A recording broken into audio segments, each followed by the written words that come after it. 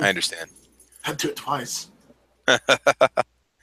All right, guys, so we are live right now. I want to welcome you to Caliber Corner 13. We're talking about the best deals in firearms and a pre-holiday wish list.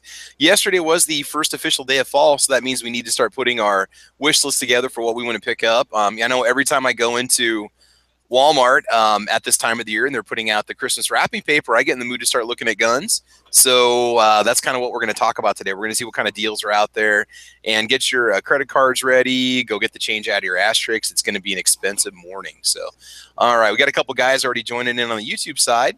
Let's go ahead and take attendance. We got Grim90 here. He's been with us since a little while ago. Doug D is chilling out with us. WB's hanging out with us. Buse Fallis is with us. Garage Guns is hanging out with us right now, too. Good to see you guys over on the YouTube side. Over on the gun channel side, we got Patrick chilling out with us. We got DT Pfeiffer, Daniel Pfeiffer's with us this morning. Morning, guys. Welcome, welcome. Sure more people will be joining us. Let's go ahead and let the panel introduce themselves. So, Night Strike. No. Whoa. Tony, take it away, Tony. Introduce yourself. Put a plug in for anything in the mornings. Anything you want to say? Tony may have gone back to sleep. I don't know. Maybe he's muted. Did not. There he is. All right. Hey, Tony, do you have any shows you'd like to promote? My resources.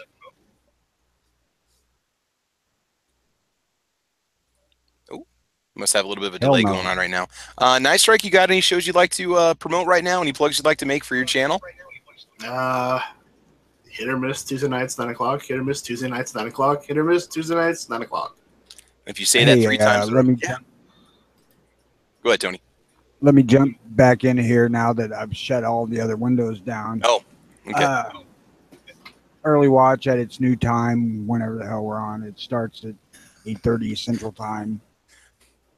Awesome. Good morning, people, and all that crap. There you go. I got my grandson out here with me on his Kindle, so my resources are thin. I gotcha. You mean your attention span for us, or do you mean your internet connection, or both? I mean, my poor little cell phone that's running all this crap through it. Ah, gotcha. Well, we'll try not try to burn through too much data here. Hey, guys, we got a couple more people join in. Zinger's with us right now. Car Carrier's with us right now. All right, good to see you guys jumping in. So let's just get right into it.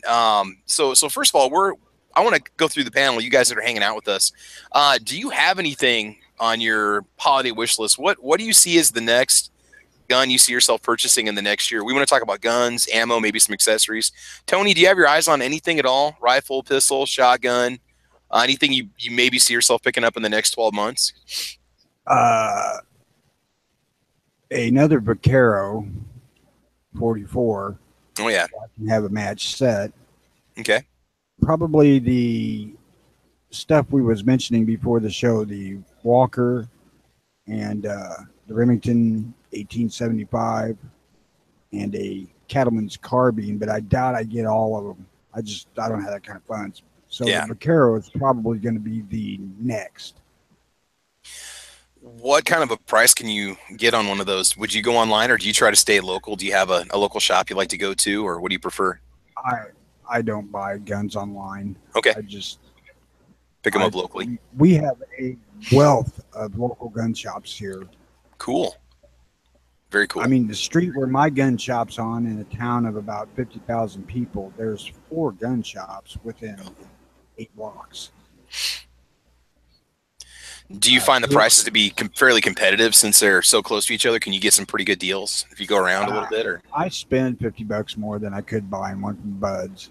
Yeah. If it's a $500 gun, but once you take into account the fee, they're costing me maybe $25 more.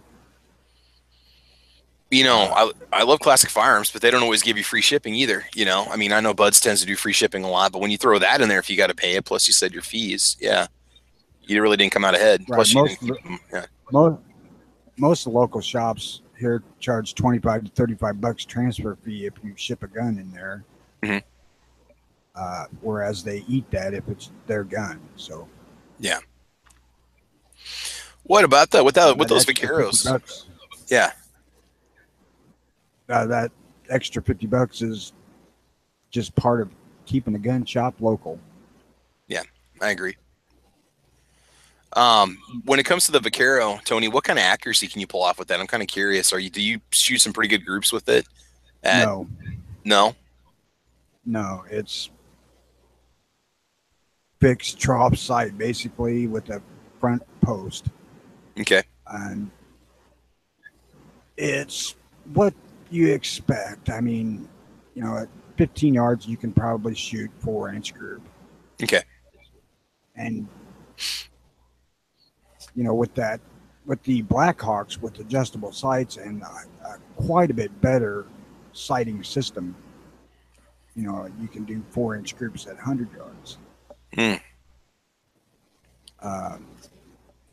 So no, it's not accurate. It's a cowboy action gun. You're shooting at 16-inch square plates at like 5 yards. That's how accurate the gun's got to be. Yeah. What's the longest shot that you've taken at a deer with one of your revolvers? I ain't. Oh, you haven't taken that out to go hunting yet? No, this is my first year trying revolver hunting for deer. Oh, okay. I thought you had taken out in the past. I wasn't sure. So, okay. No, I just bought the damn thing in February to do it. Okay. Cool. I shot a clay pigeon at 50 yards with it once, so I'm not real concerned about effective range at 75 yards, which is probably about the limit of what I would see in the density of timber I'm in. So yeah. It's plenty accurate. Hell, I ain't even worried about the 629. If I choose to carry it, it would be fine. Yeah. Very cool. Very cool. It's perfectly accurate, too. Mm-hmm. But For you got some something reason, you can use. actual...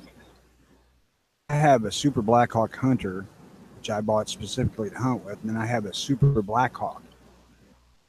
Both 7.5-inch barrel guns, and I cannot group shit with that Blackhawk. And I think it's because that square back trigger guard whacks my hand and it's got me spooked. Mm. It's got the Dragoon style trigger guard on it, and that thing is awful in a gun that really recoils.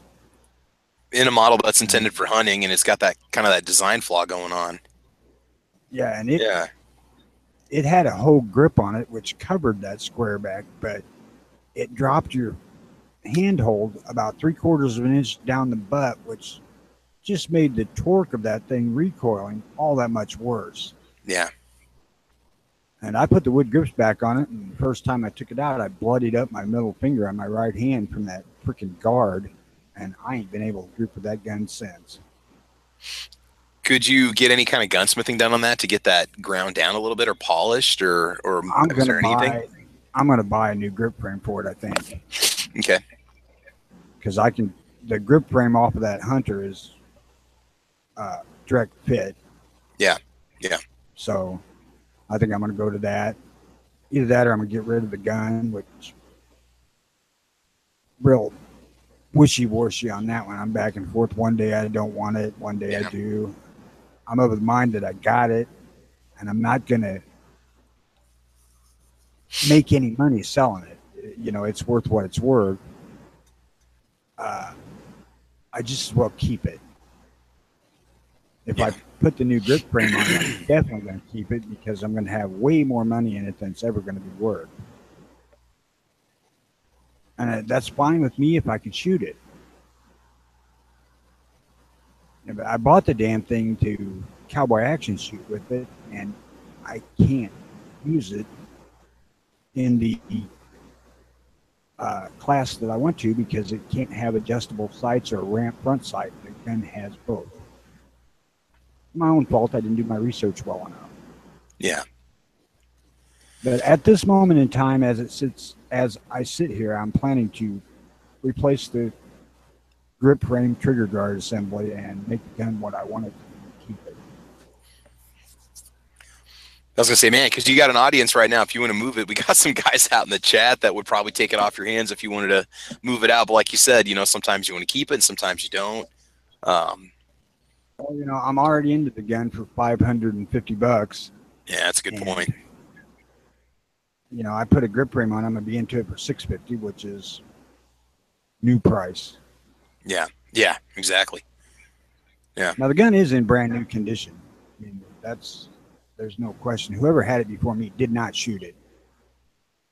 Uh, it's one of those classic 44 cases where they return the gun and a box of -6 rounds, where they loaded the gun once and returned it. that's a pretty good sign. How many times have been put down the barrel? It's how many rounds have been put through the barrel? Yeah, Yeah, the gun was super clean, and I just didn't do my research when I bought it, which is my own damn fault. $500, I'll keep the damn thing. Is where I'm at right now. Same with my SD9. It's not worth enough money for me to sell it, even though I don't use it. yeah. So I mean, it's one of those things where just keep it around. Maybe you'll do something with it. Maybe you'll go in and put that different grip on there, and who knows?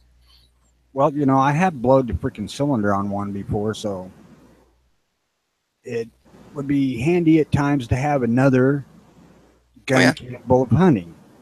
yeah. Well, and I mean, you can shoot with it. You don't want to, but you can. So it's maybe worth more just to hold on to at this point. Well, Well, that's what I was going to if it say. was There comes a Yeah. point when you have enough into it that it's nearly not worth selling it. You might as well go how you want it and shoot the hell out of it. I could, like, say, for example, I blowed the cylinder on my Hunter again. I could pull the grip frame off of it and put it on that gun. I mean, I pulled the grips off the damn thing and put it on it to try it out that way before I ordered the set. And they were absolute perfect fit. So I'm pretty sure that all of those parts like that, even off of that Vaquero, would fit on that gun, although the grip would be too short because Vaquero is cut to match the Colt more than the Blackhawks are. Yeah.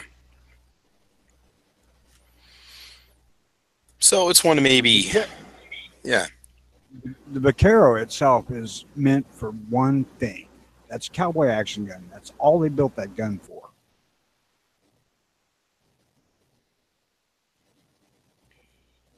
Gotcha. I'm referring to the new model, the smaller one. Yeah.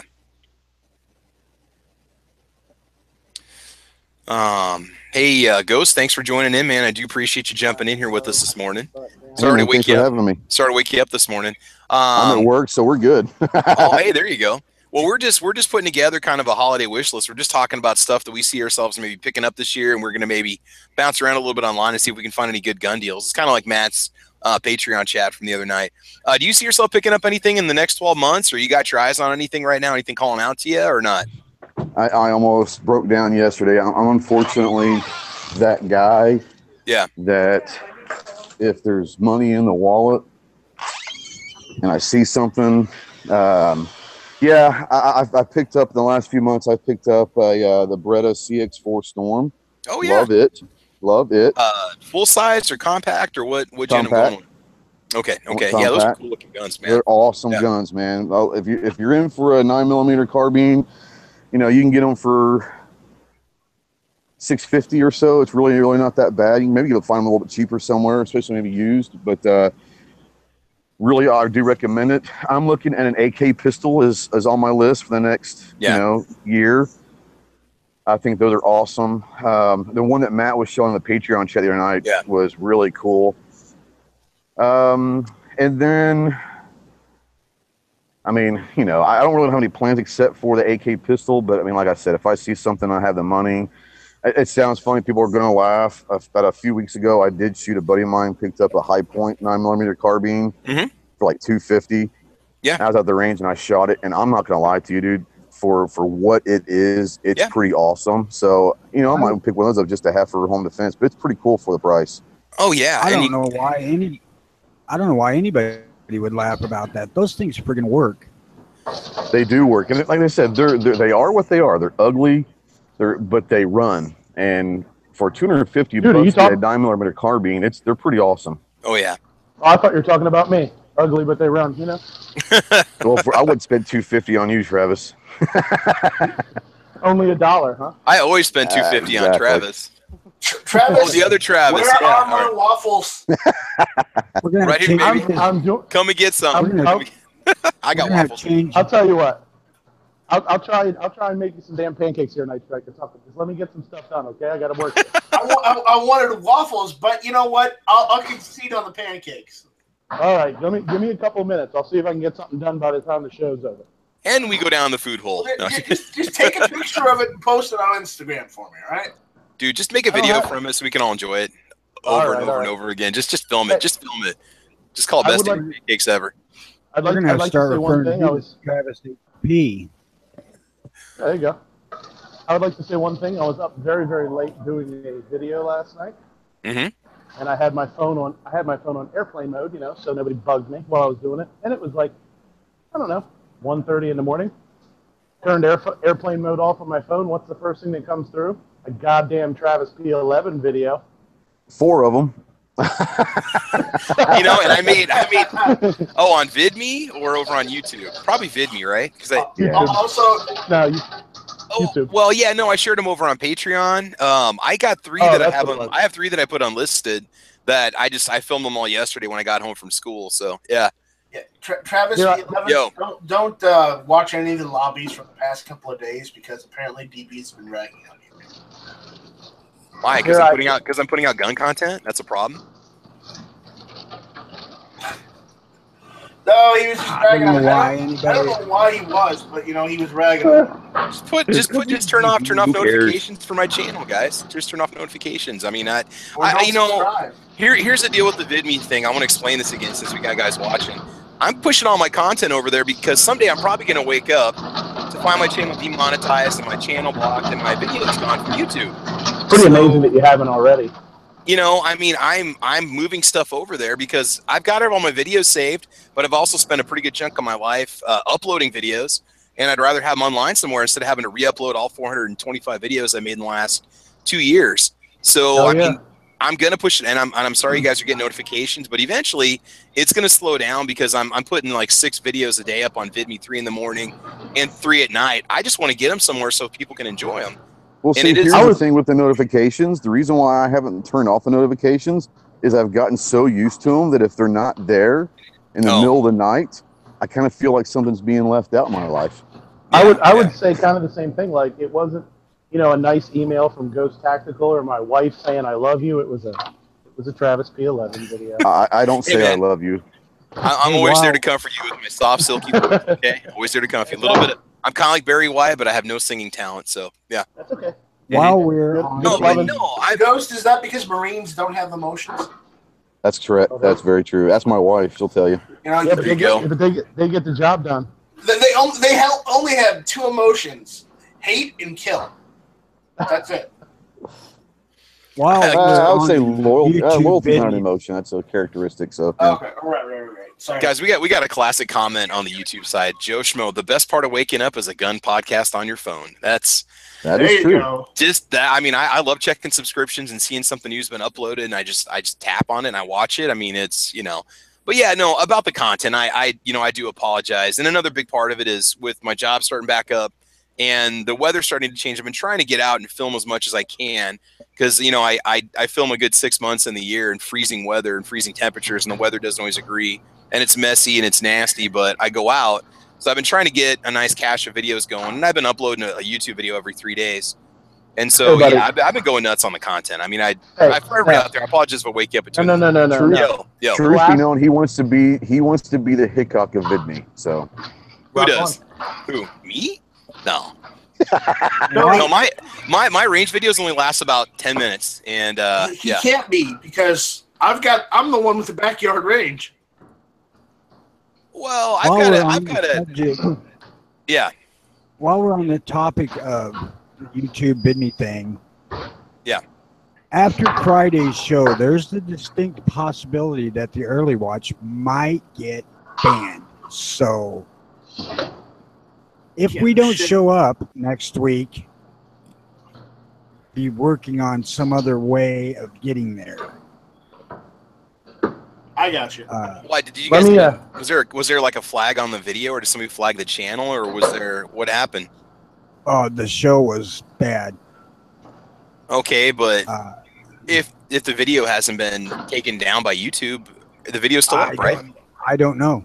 I don't ever check our shit. Okay. But Friday was by far one of the worst content shows we did. It was a good show. It really was, but there was no filters. The problem is me and Jimmy just went if some of the lobbies haven't gotten people banned yet, I'm sure you'll be fine. The problem is hashtag Jimmy has been drinking. And hey, I want to went down the rabbit hole. Let me backtrack for like 1 second here, okay? And then you guys can. Yeah, we'll get back on topic a little bit. We got some stuff we need to discuss. I want to say one thing though. With all, honesty, the last thing you should do, Travis, is apologize for putting out your content. Well, I mean, it gets to a point where people consider it spamming. No. I'm gonna reach through here and smack you in the mouth if I have to. All right, man. The last thing you should do is apologize. We're giving you a hard time, but you know what? You're doing what you're doing, and you're doing a really, really good job at it, and it's fun, and that's what matters. We're allowed to give you a hard time, though. Oh, yeah, no, I'm just saying when people start ragging, maybe I'm annoying the viewers. That's the one thing I don't take into consideration when I'm pushing out content, Don't apologize, or I'll start sending you dick pics, okay? No. All right, we're done. Done deal. What about the two you sent me yesterday? Okay. I'm being really, really sorry, so I'm super sorry. Other Travis, by the way, my email is knifestrike1@gmail.com. I'm really, really, really sorry. I'm super sorry. I'm done. Smeggy, do you have your notifications turned on for my channel? Yeah. I don't know. Probably not. You should. You should see what I uploaded about an hour ago. You'll be very, very happy. I'm not. It might be a trap. Yeah. It's a trap. Yeah. It's a trap. It's a trap. I don't have notifications turned on for anybody, so. Yeah, I don't either. Well, but look, here's a thing sitting right here on top. Bam. Watch later. See, I didn't need notifications. I see it sitting right there. And my God. There you go. Way to make me hungry when I first wake up. That's for you, buddy. You know what? Let's rip on YouTube for a second. I just got a person that put a comment up for Al. I think it's Zervik. It says, I put up a video on a price alert for, and see, I do this a lot too. I'll see a new gun that comes out and I'll just make a quick video on it to let people know about it, for a Springfield Armory XDM 3.8 compact for $299 at PSA, and got flagged and hit with a violation of TOS. Folks, because they're saying you're selling it or something. Yeah, but a lot of us go on and talk. Hell, half the gun channels out there say, hey, go check out this gun at this website, or they're on sale over there. I mean, I mention prices all the time in my videos. So that's kind of interesting they would do that. I mean, anymore. Like I said, and that shows the instability of YouTube. How do I know my next video is not going to get flagged? And all I did was talk about how much I paid for a gun at one particular website, So yeah, it's stupid. It's just it's too unpredictable and it's too unstable of a platform. So again, that's why I'm looking at other avenues. You got to keep that in consideration. So, and I have no idea how the VidMe monetization is going to work. If for me, this is a hobby, and if my monetization got cut off, I was paying out of pocket for it up until a year ago anyway. I'll pay out of pocket for it again if I have to keep the channel going. It's my only hobby. It's what I spend my money on. So I mean, I don't care, but you don't know what YouTube's going to pull on you. So it ain't hard to follow what YouTube is. I mean, yeah, they're like Walmart or any other public leaning organization. They're going to go for what makes them look the best. So the louder voices are saying, we don't want this crap. They're going to try to get rid of it. Yeah. All right. Well, let's go ahead and bring it back to where we left off. We were talking about the holiday gun deals. Let's help people get there. Their little shopping list put together. Anything you guys been seeing online? Smeggy, do you see yourself purchasing anything in the next 12 months, gun-wise? You got your eyes on anything? Anything out there kind of calling you or not? Does it count that I bought something the other day and I'm just waiting for it to ship? Go right ahead, man. I mean, I just bought my rifle a week ago. What'd you pick up? I picked up a Benjamin 22 caliber air rifle. Did you already buy it? Yeah. Okay, how much did you pick it up for? It was Cabela. Yeah, you said you got a deal on it with the discount on Cabela's with your points and stuff. Or Smeggy, did you get it from Cabela's or? I did end up getting it from Cabela's, yeah. Okay. Sorry, I was coughing there. Oh, it's all good, man. Yeah. But I forget what it was like originally supposed to be, and then it was on sale for something. But then it's like it had an extra like 15% off, not really off, but like 15% worth of points or whatever. Mm-hmm. So it's like I'm gonna earn 20 some bucks right there, and then it had like a manufacturer's rebate of $25. So once you take that off, it came down to like $110 or something. And that's insane. And it was free shipping, and it comes right to the door. Yeah. So you got free shipping to your house. You didn't have to go to the store to go pick it up. Right. Yeah, because it's an air rifle. It's not. It's a good point. Duh. Well, no, I just meant free shipping because a lot of times Cabela doesn't do free shipping unless you spend a certain amount, or you have to go to the store and pick it up if you want the free shipping. Right. So, I think this was free shipping on orders over $99 or something. It's like technically this was $160 or whatever, but again, you take all the money off, and it's going to end up being cheaper. Now, did it kind of blow your mind when you were looking at ammo for it, like the variety that's out there, and just how many different companies make like match grade 22 ammo? You have a good selection, don't you? Or have you just order Benjamin pellets for it, or are you going to go with something? Because I used to shoot a lot of air rifle when I was a kid. And I used to have all these different types of pellets, and I had hollow points. I had like dome tip. I mean, I had everything when I was a kid. Oh yeah, there's definitely a lot of stuff out there, and I don't know the difference between any of them. So yeah, I'll be honest on that one. I let the algorithm decide my fate, and it was one of those like, people who bought this buy this, and it was like, Crossman pellets for $5. Okay, click. Yeah, I mean, you can get for not a lot of Crossman nice ones. Yeah, and I've heard of Crossman before. That makes sense. So I was like, okay, I think I'm trying to remember because they either had domed or hollow point. The Crossman premiums are fine pellets. I mean, they work well. You can also pick up Mauser.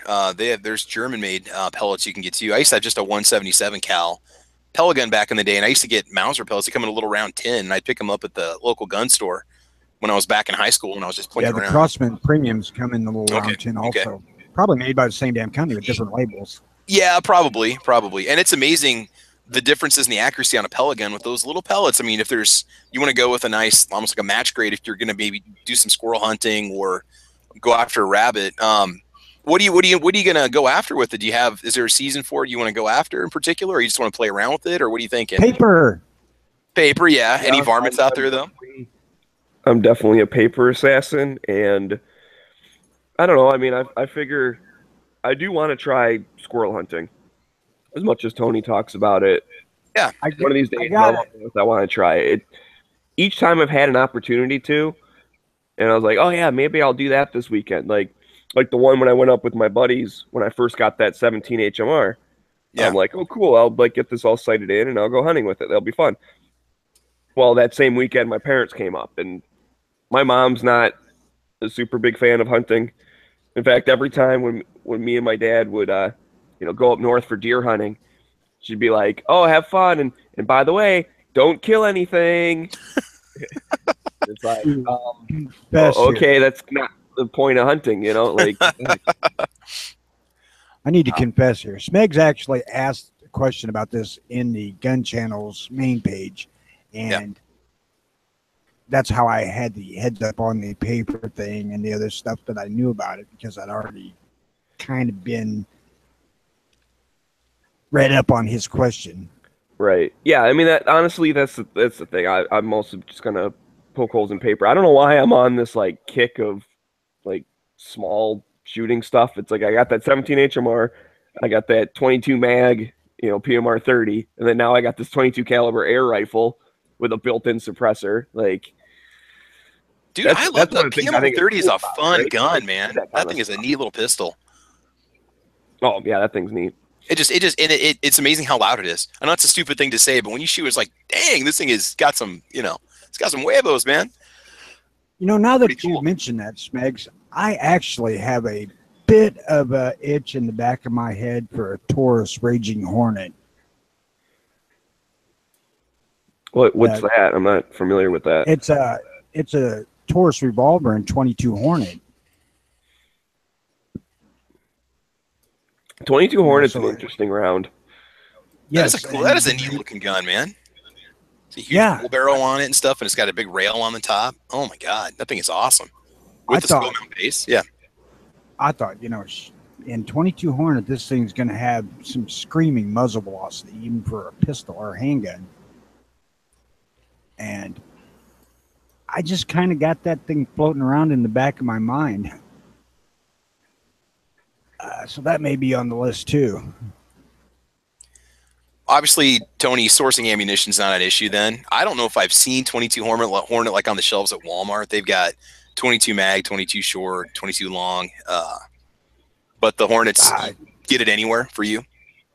My gun shops that have it, I just order shit online and make it. Cool. It's like 223. I have never bought a round of 223 in my life. Yeah. I started with range brass and just made my own because I already had all the stuff to do it because I'm into 22 250. I just bought a set of dies for 223 and that's where I get mine from. Yeah. So I got no qualms about whooping up ammo for whatever. Yeah. I just wanted to say something that Joe was saying something about they just opened up a Cabela's and he's going to be going there shortly or something. And he's like, so they're usually good deals there. Yeah. Personally, though, I think like the stuff that's like if you get stuff at regular price, they're really not that great of prices. But they do have a lot of stuff, and if you catch something on sale, that's good. And definitely, if you're going to shop there a lot, or if it's close enough, just definitely just get their stupid credit card thing, because you're buying stuff anyways. Why not use that? Pay it off at the end of the month for sure. That's the mistake a lot of people don't do. Yeah. But you get points back that you can use in the store. And that's like, when you buy anything, I think it's like 1%. And then anything you buy at Cabela's with it, you get 2%. And then every month they have like a handful of items that are like 15 or 20% points just for like the club members or whatever, like just for the people that have the credit card. Yeah, they do a lot of exclusive deals. Their ads are awesome. And then also hit the Bargain Cave. After the first year that they're open, they'll have all kinds of stuff just clearanced in the back room. They call it the Bargain Cave. You never know what you're going to find back there. You can sometimes get some really good deals, but they are high. They charge full retail. They charge full MSRP on all their guns. I mean, unless they're on sale, you're not going to save much money on guns unless that's the only place you can buy guns. You're better off just going local. Yeah, Tony. Let's go back to something we was talking about before we went live. Okay. Local gun shops. Yeah. Most of the time at a local gun shop, you're going to find that it's priced higher. Simply because this particular store is not a chain of stores trying to support the people that are working there. However, if you establish a relationship with your local gun shop, these people are willing to talk to you about, if you buy several guns at once, they might be willing to take one gun's worth of profit for 2 or 3 guns. You're still going to pay a little more than you're going to pay online. There's just the way it is. But by the time you figure shipping costs, if you have to pay that, transfer fees, and your time of waiting for the gun to get there. If you're in Illinois, you have to wait the 3 days after it gets there, and you have to make 2 trips no matter what, because you have to go up and do the initial purchase. Be it if you've shipped it in, you still have to go out and fill out the 4473 and then go back 3 days later if it's a handgun, 1 day later if it's a long gun. Local gun shops will get you fairly close if you're an established customer. And I realize that doesn't do much good this season because it takes a little bit of time. But, man, we really got to keep the locals going. Now, there's another option, too. If you want to shop online but support local, you can go to galleryofguns.com. That's run by Davidson's. And you can look up whatever gun you want, and they will give you a list of local gun stores that have it for sale. And the prices are amazing. And they don't charge you an FFL transfer fee to have the gun shipped to that dealer, and there's no shipping charge for you. You do have to pay your sales tax when you buy it online. You pay for like a third of the gun online, and you pay the other 2/3 at your gun store when you go to pick it up. But it's all local. It's all local gun shops that pop up within your area. You put your zip code in, and it's And on that Gallery of Guns, they tell you right there what the out-the-door cost is supposed to be.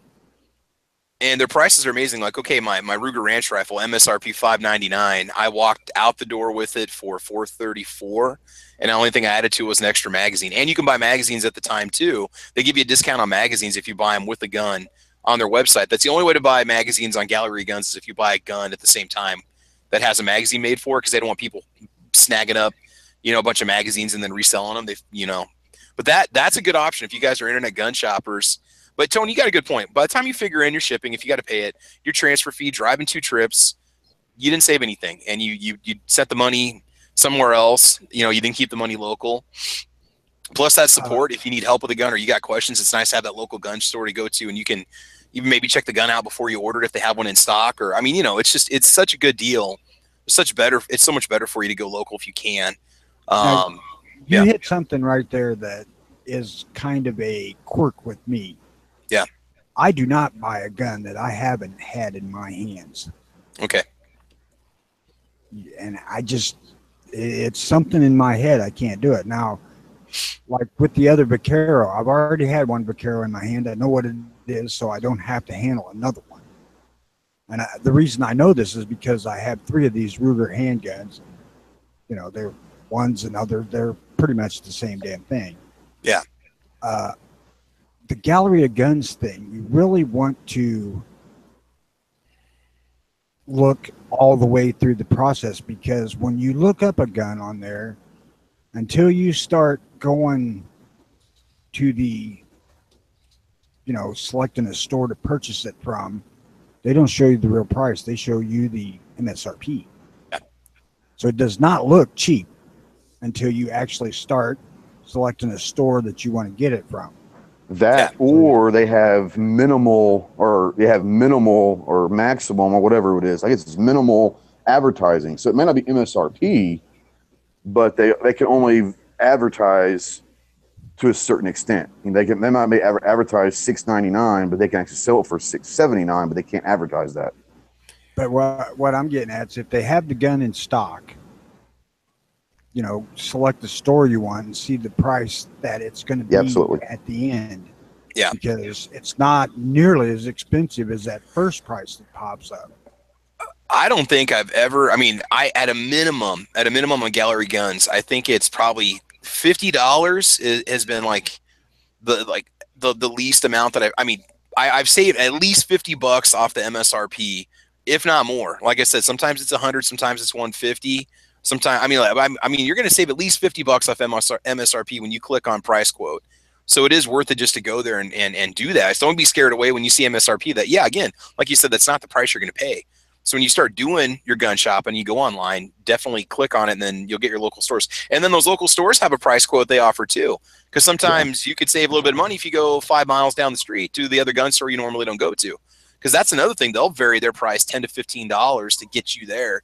Especially if they're closer to a bigger gun shop, they'll drop theirs. It might be 2 miles down the road, but if it's a bigger one, hey, we're going to beat the big guy, so they'll do whatever they got to do. Yeah, and that surprised me because they've been some of those prices are really low. But and again, not to rag on Cabela's. Cabela's does a great thing for the gun community. They have awesome they have hunting classes, and they have outdoors classes, and I like what they have to offer. But you try to and you know, for me, Cabela's is a local business. It is shopping local. Those are people that live in our community that work there. But I like to go to the smaller pawn shop, the smaller gun store that doesn't have that corporate overhead to keep it running, you know. Well, now let's be fair too. Cabela's, Bass Pro, yeah, and others like that, Dick's, whatnot. They are outdoor sporting goods stores. Yeah, that sell guns.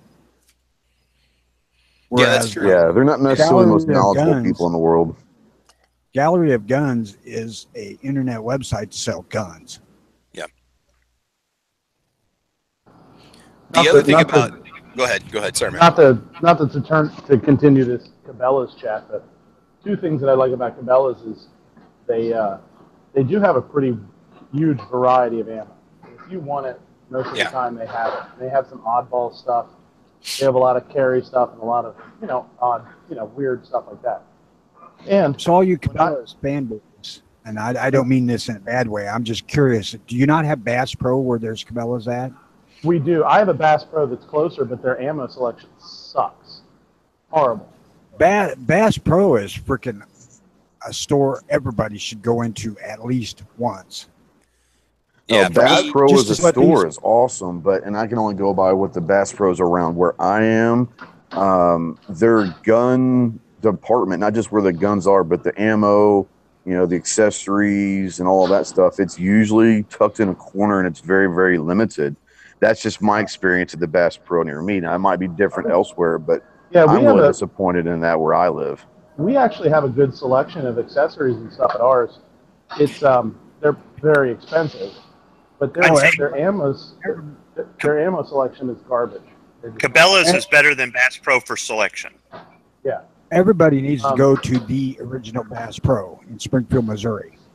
Yes, I live 3 hours from there, and I'll tell you another one should you want to put on a bucket list. In Memphis, Tennessee, they used to have a pyramid where they had basketball and concerts, and it was getting ready to be torn down. Bass Pro came in and bought the pyramid in Memphis. And it is enormous. They have a hotel and restaurant and everything inside of it. They've got ponds where you can literally get on a boat inside this thing and do that stuff. But if you ever go on a bucket list just to see it, go to the Pyramid Bass Pro Shop in Memphis, Tennessee. It is unbelievable. Well, that's great advice. The #1 Bass Pro in Springfield, Missouri has the NRA Museum at it, too. Yes.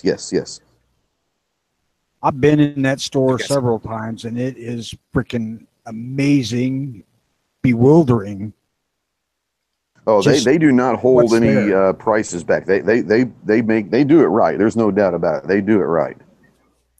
Now, my local Bass Pro is kind of thin, but I mean, it's something to see. You really need to see it. Both of those places sound like good to go to. Oh, they really. I've been to both of them, and they're phenomenal. I mean, like I said.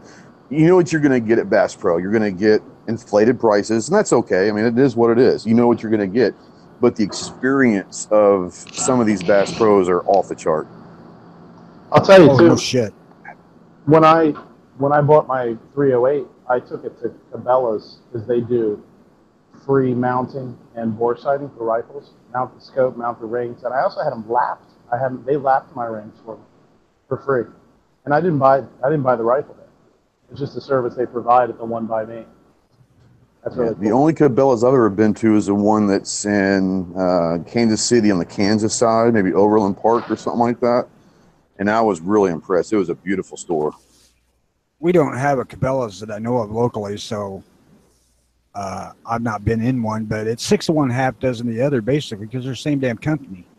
They are the same company, but I think Cabela's has a bigger selection in there, especially when it comes to the reloading stuff. Yeah. But I'm always there trying to weasel out of the hazmat fee by buying it, so I want big selection. But I'd like to see more of a universal thing between the two, where maybe Bass Pro starts getting more stuff because they're tied with Cabela's now. I think they're going to go the other way. I think one of them is going to go more firearms, the other one's going to go more outdoor. Fishing. Yeah. Well, see, I had heard that Bass Pro was going to go more fishing and Cabela's was going to go more hunting / firearms. I don't know if that's true or not. That's what I had heard.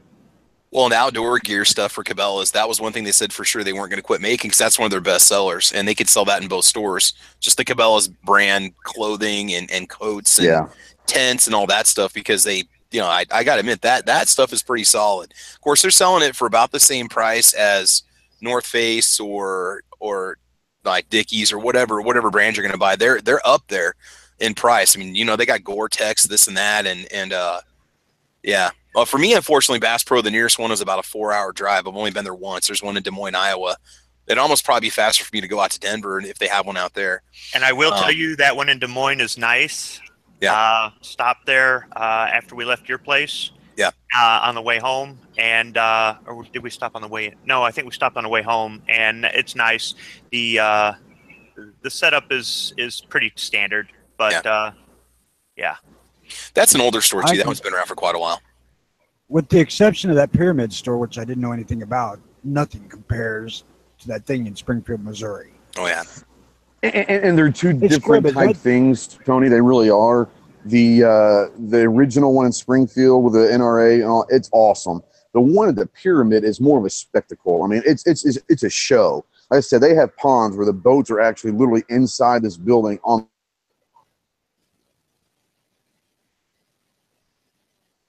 Damn, evidently somebody's not a Pyramid.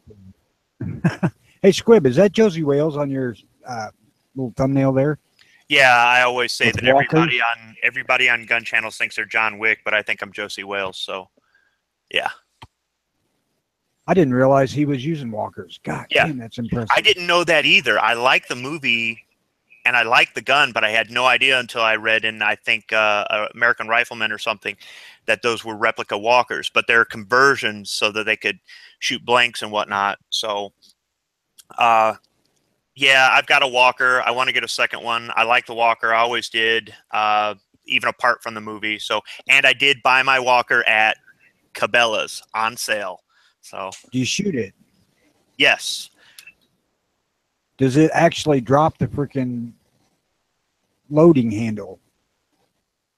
Drop the loading handle. Oh, no. I haven't had that happen. I have had that happen with my LeMat before, but not with the walker. But I think it's because it's too new. I really need to shoot this thing more to really wear it in. Like all the springs and everything on it are tight.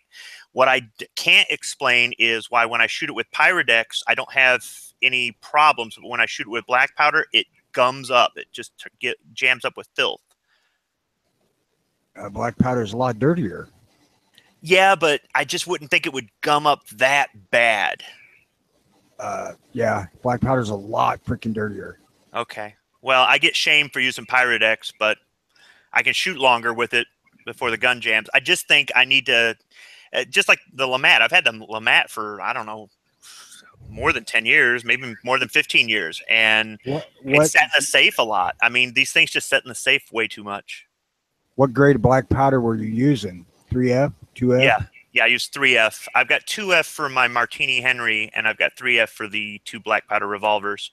I'd like to get some more. And Cabela's and Bass Pro, more so Cabela's, has a pretty decent selection. If you're looking to get one, I mean, around Christmas time and whatnot, they bring the prices down a little bit if you're looking to get one. But if you were really wanting to get something different, I would go with Dixie Gun Works down in Union City, Tennessee. Very, very familiar with Dixie. Yeah, I like going there. It's been a long time though. Hardest damn internet site to work your way through, but they are. Yeah. If you want to get accessories or ammo or something, go through Buffalo Arms. But Dixie might have some stuff like parts and whatnot that you're not going to get through Buffalo. And if you visit their store, do they still have the Antique Car Museum there? Oh shit! I've never been there. Oh, okay. It's been a long time. If you're into black powder, Dixie is a source for a lot of stuff, and they're reasonably priced on most of the stuff I've ever wanted. I bought flint locks, just the damn locks, from Dixie several times because, on them cheap ass reproductions, they break. What I like is that they offer replacement parts. If you've got some small little clip or spring or screw or something on your black powder gun and it's a replica, they've got a replacement part for it, and you could just throw that on the order with your other stuff. And I mean, I keep spare parts for my LeMat. I need to stock up some spare parts for the Walker, and then I try to keep spare parts for everything I have. The thing, that particular thing right there is one of the things that makes Dixie kind of hard to navigate. Their site was made back in the beginning of the internet era, and I don't think they've really done anything to change it. It's more like a list of items. You know, I agree with you there, because when I type in, when I'm trying to get stuff from my Martini Henry, I either have to type in Martini or 577, but it won't give me all of the stuff that they offer for the Martini Henry if I type in just one. So I either do the 577 450 route, or I type in Martini for Martini Henry. And I don't know why they won't list every single thing available. I haven't tried it for the Walker or anything else like that, but I'm sure it's the same way. It's just, I think their site is just old. Due for an update. Yeah, 15 years ago. Web 1.0. Since I missed the beginning of the conversation, were you guys talking about budget firearms for gift purchases? Well, no, holiday wish list, Squib. What's on your list for this year? What are you going to pick up? Well, because part of it is, yesterday was the first day of fall, and Walmart's already starting to get Christmas stuff in stock, so it kind of gets us in the mood to start thinking about our own holiday purchases. So what's on your wish list for this year? What are you thinking? So for the family, it's AR-15s all the way around. All right. And I was talking to you about that before. You helped me out with some of the stuff I need to finish doing some builds. What I need to do is get some cases, which Plano cases are on sale at Bass Pro this weekend. I think it's the end of the sale on those. So I might try to pick up one or two. Those are nice. Yeah. And then for me, I don't know. I keep going round and round. I'm thinking that I got things I'd rather spend my money on than getting another toy. But usually my birthday's right around that time, so I usually get a firearm right around Christmas. So maybe I'll get that second Walker. There you go. There you go. Hey Travis, I did forget to mention one thing earlier. Yeah, man. When we were talking about mine, I forgot to do that. I'm going to tell you this: is I own 4 ARs right now. Okay. But I've never built any. And so for Christmas this year, I'm doing my first build with my 20-year-old daughter. She's interested also. So we're going to build one that she can use and I can use, but we're going to do our first build this winter. So I'm really excited about that. So you're buying your strip lower, you're going to get your trigger pack, you're going to just do straight up. I'm going through PSA, and we're going to do it all right. I think we're going to have about all the stuff we want. I think it's about 450 total, 460 in total into it, which is phenomenal. I mean, the prices right now you can't beat, but I'm really looking forward to doing my first build this winter. Yeah, PSA is a great source. Yeah, I was going to talk about some of the specials that they had going on. Ghost, what are you guys going to do for an upper on that? What'd you guys decide to do? Just carbine length, or did you go with the rifle length or mid length, or what? We're gonna do a 10.5 barrel. Oh yeah. Did you get the one with just the standard handguard and the fixed front A2? That's what I think that's what I'm going to end up buying here pretty soon. I'll probably pick one of those. We could have looked at different things, but I think having the fixed front and everything there, it's probably just easier, especially for a first build. Yeah. If I knew more about it, the second or third build maybe, but I'm going to try to make it as simple for me and her as possible. Are you guys going to do like an SB brace on the back of it, or a shockwave blade, or what are you thinking? I'm going to do an SB brace, and then we're going to get an Anderson lower. Okay. And I think that we got that for we got that for like $40 maybe. Yeah. And then the upper I got for like 169 or 179 or something like that. So I mean, it was really.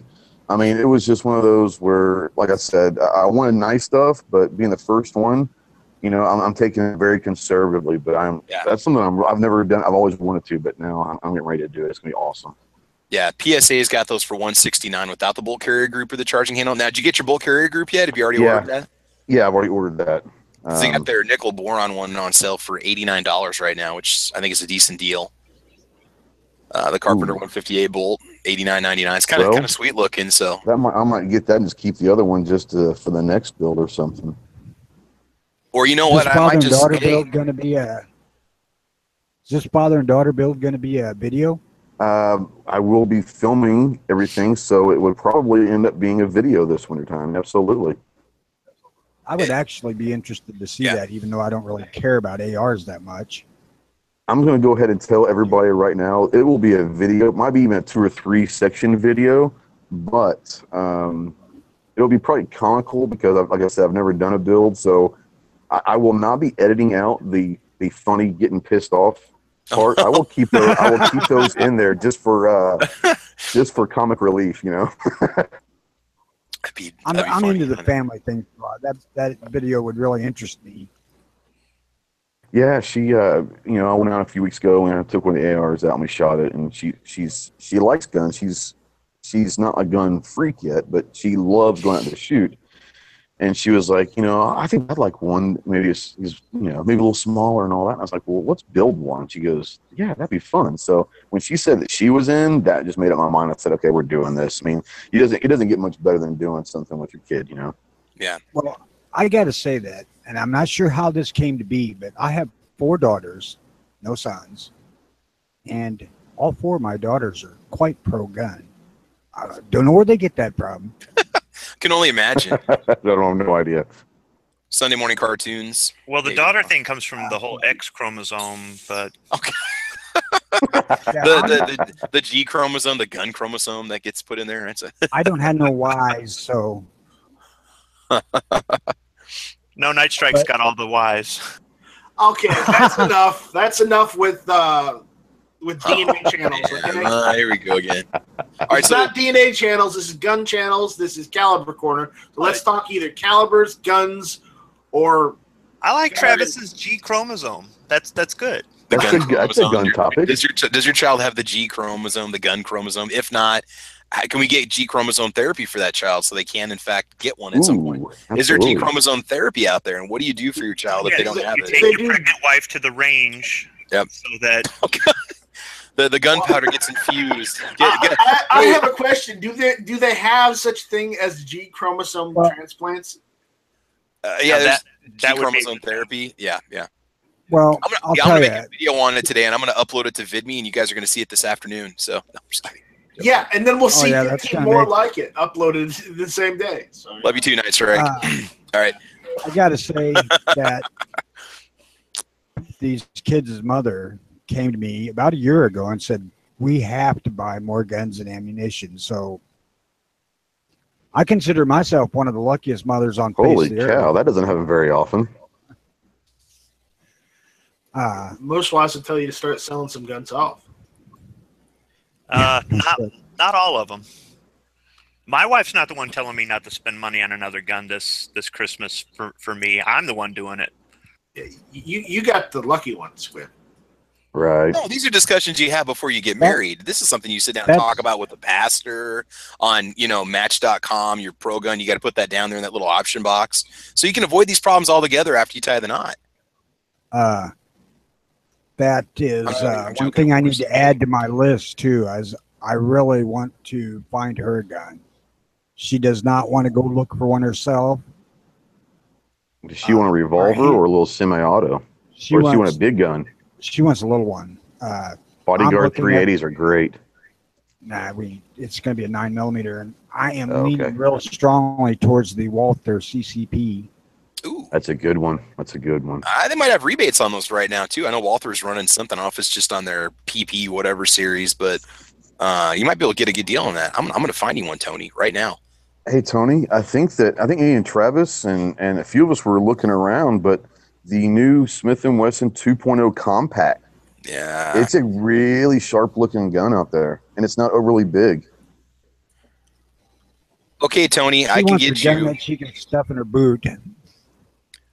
Tony, DEguns.net. They're based out of Lincoln, Nebraska. They're an independent gun store. Walther CCP for $299, and then you'd pay $30 for shipping, and then what? $25 for at all. List price is $469. You get it in stainless for $339. That ain't bad. I could probably get close to that local too, and that's where I would buy it locally. Yeah. I don't want to buy guns offline if it's something I can get local. Oh yeah, definitely. I'm just giving you like a price, kind of a price point to compare with. So yeah. I appreciate that because the one I looked at my range was like $425. months ago, but still they were high. Yeah. I'm seeing what the rebates are because they advertise it on $100 cash back on the PPQ and the PPS, unfortunately. So yeah, it's not the same one. But you never know. They might have something pop up, which would be good. Night Strike, real quick, we forgot to ask you, what is on your holiday wish list for firearms? Is there anything you'd like to buy within like the next year? Is there anything you're kind of checking out? Anything that really appealing to you right now that you're seeing online? No, I'm probably going to build another AR because I've got a lower. Okay. So I'll probably just buy AR parts and just build that up. Now, I want to say this real quick before I forget, not to change the topic, but if you're in the market for an AR-15, Ghost, there's something. Oh, Ghost disappeared. I'm sitting here checking out the chat. There is a Gun Show Loophole Tour Edition AR-15 that is for sale over on Gunbroker.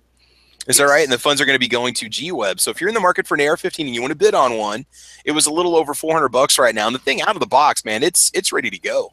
It's got all the accessories already on it. It looks pretty sweet. And if I hadn't bought my Ruger Ranch, I would have probably started bidding on that just because it seems like such a cool little rifle. Yeah, man. Link for it in the side chat. Ooh, what? Huh? Oh, Link there we for go. it in the side chat. All right, I'll go ahead and put that up on the Straight for Ghost. There we go. All right. So, Ghost, you wanna just talk about that AR real quick? If anybody's in the market for an AR-15, this would make a nice holiday purchase. What do you think, Ghost? For my? Yeah, the one that you got for sale on Gun. Yeah, with the money going straight to G-Web. 100% of the profits are going to G-Webs, right? 100% of the profits are going to G-Webs. Right. It's a Core 15 CXV. Okay. I've got stuff that I've already. I bought it off a buddy a few months ago that just needed some cash and wanted to help him out a little bit. So I got it. He had some of the stuff already on there. He had most of the stuff already on there. I kind of added the foregrip. Yeah. It had a low pro laser up front, so I added a kind of little attachment onto the foregrip so you could kind of engage the laser from the foregrip itself. It's got an NC Star scope on there. It's got a Phase 5 extended bolt release, which is, it's not a big deal, but it's kind of very convenient. So for someone that has never used an extended bolt release, it's right there by your trigger finger. So we don't have to, it's very convenient. It's a great little gun. I shoot it. I've shot it a bunch. It runs great. It's awesome. And it's not that I don't like it. It's the fact that of the 4 ARs I have, aside from my M&P, it was the one that I think would get the most money for G-Webs, and that's why I decided to put that one out there. And like I said, it's all going towards this Gun Show Loophole Tour.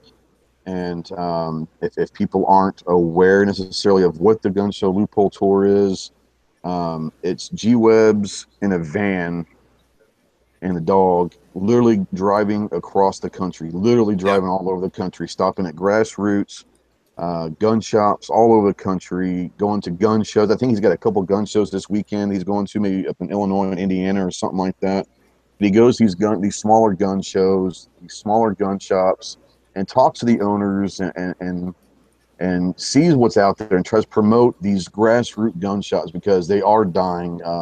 The big box store shops are kind of taking over in the online stores. So it's really nice to go in there and support the small gun shops. And he goes around talking that in the Second Amendment. And I think he's going to end up in October going down to Dallas for the gun rights policy conference. So he's doing a phenomenal thing out there that more people need to help support. So this was my way of trying to show him some love a little bit because I really do appreciate what he's doing. Hey guys, cool. I got a bail. You got a bail? All right, take it easy, Tony. All right, Tony. Have a good morning, man. Later, Tony. Thanks for the invite. You guys have a good day. Probably see you later. Appreciate you jumping in. Thanks for getting us fired up, dude. Good stuff. Yeah. So if you're out there looking for an AR, kind of while we're on the topic, I was also going to mention if you guys are looking for an AK, we want to kind of give some of the viewers. Before we go here, some ideas for things to look at. PSA is selling their classic Liberty Polymer AK for $499. And we were talking about this in Matt's Patreon chat the other day. You got your AMD 63 for $429. Of course, you might need to change that furniture in the front end. AR-15s, guys, you can always go the PSA route. I've been able to Put together a barreled upper assembly, a complete lower, and a bolt carrier group for $359 delivered. Not counting your FFL transfer fee. What about you guys? Have you seen any good deals on ARs out there other than PSA? Because we always seem to fall back on PSA. You got the Bear Creek for $400. Let's go a little bit higher end. Are there any rebates on SIG or Colt or FN? You guys seeing anything out there at all? Well, that was actually something I was just about to mention. Yeah. When you were talking about how, you put an AR together for $3 something, and it's like, yeah, that's great. It's always good to be able to throw something together, but I don't necessarily have a specific higher end brand that I know of, but I am just going to suggest, if back in the day you used to spend, $600 or $700 on a low end AR, and now those ones are like $300-400. Yeah. Why not still spend that $600 or $700 and get like a middle grade, get a stainless barrel, get a nickel boron coated bolt carrier group, get a little bit nicer furniture, like all that kind of stuff. You can get all that at the price you used to be able to just get the stock, like milsurp type. Yeah. I paid $650 for my DPMS Oracle 5 or 6 years ago, and now they're advertised for $399, $425. And on that note, Smeggy, Patrick was suggesting the Ruger AR-556 MPR. This was another one we talked about. Yeah, you can get the equivalent rifle minus the 2-stage trigger or the upgraded trigger group from Palmetto State for about $200 less. But out of the box, that Ruger has a lot to offer. I mean, it's I think it's around $699 is what we were looking at. But you're saying, go for something a little more premium out of the box. Get something with maybe a bigger barrel or something that's got some nice parts in it. The Ruger's got a 2-stage trigger in it. Or go back and spend this, because $650, $750 will put you in basically Colt territory or $100 more FN territory. That's a good point. I mean, because we've gotten so used to the budget price thing. I personally think you're not going to see prices cheaper than they are right about now. I mean, they might go down a tiny bit more, but then eventually we're going to hit that swing where now it's like, a year from now, we're going to sit there and say, man, I wish I would have gotten it last year. Yeah, now that I don't know if PSA will necessarily go up, but maybe that Ruger you wanted is now got a $50 higher price point on it, or $100 price point up on it, or right. We're living in the trough right now, and we're going to go back up that wave again. I mean, it's every election it shows up because the potential's there. So get your stuff now, get your ammo now. Oh my God, I can't believe how cheap you can find 9mm ammo now. I get you reload, but Walmart's got Federal 50 rounds for $9.97 brass, which is what they used to sell the aluminum for. The brass used to be $11.97, $12.97 a box. Now they clearance it. They put the stuff on a rollback. I mean, you can get from Free Munitions like $9 a box for new brass. I know Freedom has the new and the reload stuff. Yeah, I was looking at it the other day. I don't know if maybe the new was just on sale or something, but it's like, price per round. The new was like a penny more per round or something. It's like, you might as well just. Why would you get the reloaded? Yeah, why would you get the reloaded stuff for 50 cents? Maybe that's what it was. It was $9 reload, $9.50 for new or something. It's like, sure, dude, 18 cents a round. Come on. Yeah, I bought the reload Freedom. I got 1,000 rounds from Freedom, and I paid $8.50 a box for it, but it was reloads. Now, if I could spend 50 cents more a box for $9 and get new, well, I mean, God, it's going to save me $20, not counting sales tax, buying it at Walmart. So why not? Definitely. Yeah, exactly. So now is the time, because I mean, it is a reality that gun sales are slumping compared to last year. Yeah. However, if you still look at like a 5-year trajectory, like it's been going up. Yeah. So, I've seen some stuff where people are like, oh my God, like gun stores or like gun manufacturers are going to go out of business and shit. It's like, it's not that bad. I mean, it's slower sales and maybe some of the local gun shops are hurting. So go buy a mag, go buy, whatever. I don't know, a holster or something. Like go buy something from them. But, we still have like pretty much record number or just below record number sales. Hey, Travis, there's a question out in this chat on YouTube. Oh, yeah.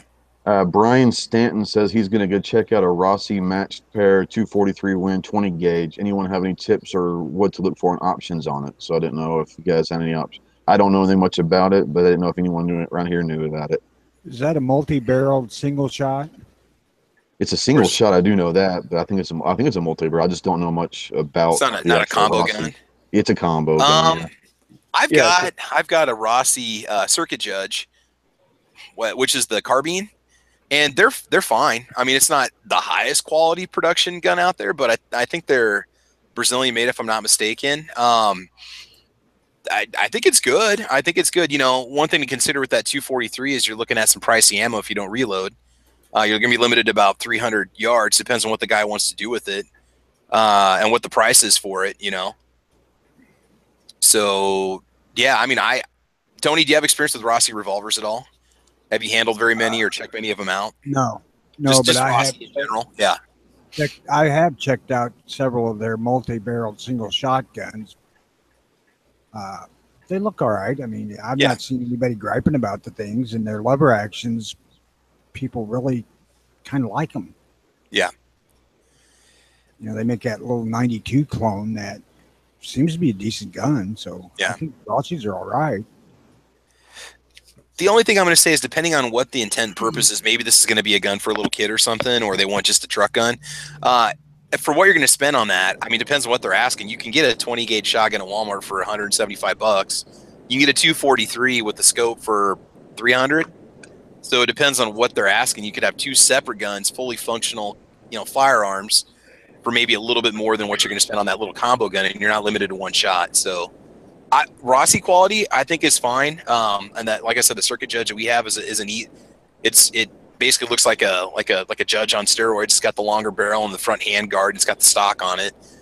Shoots 45 long cold or 410 shot. So yeah, I'd say go for it, man.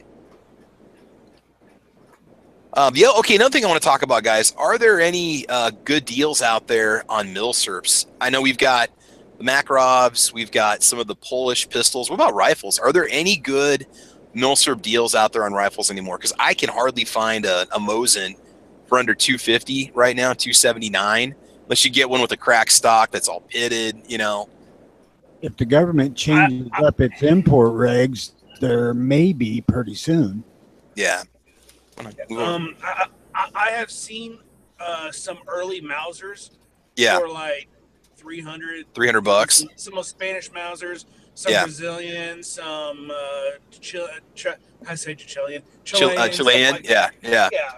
So some early Mausers going for, you know, 253, which if you look at that, that's a great deal, but your sights are going to be off just because of the ammunition and their tactics for that day. So, but even at gun shows, I'm having trouble finding good prices on milsurps unless you got the cash to talk, you know, business. But it's drying up. It's really drying up. I mean, because you think that they only made a certain amount of those 100 years ago. So just attrition. Yeah. Well, yeah, that too. And some people think that their milsurps are worth more than what they really are. I mean, you look at the condition and it's not very good. And they'll give you that whole, well, do you see any other, you know, this, that, or the other at this show? No, but yours is all beat to crap, dude. Yeah. So, something to consider with the milsurps, even when they have a good deal on them, like at Classic Firearms, whatnot, and they do have some good deals from time to time online. Southern Ohio Gun and a few other J&G sales and whatnot. Consider this. The cost of the ammunition. You might get a milsurp for under $200. Go, cool. And then you find out that it's $25 a box for shells or more. Or that nobody carries them and you have to mail order them. Another thing to consider is the cost of magazines. Those Yugo M57s, they're $30 a whack for the mags, and not everybody carries them. So what I do whenever I buy milsurp in a caliber that I do not already have, I take into the consideration of how much it costs and how much it would cost me to reload that, and if I could get components to reload that. So like you know, I looked a while back into the Martini Henrys, Henrys, and I was like, I could have gotten one for a decent price. I couldn't afford to shoot it, so I didn't pick it up. And that's one of the reasons. That's one of the reasons I got into reloading is because I bought the Martini Henry because I got a good deal on it.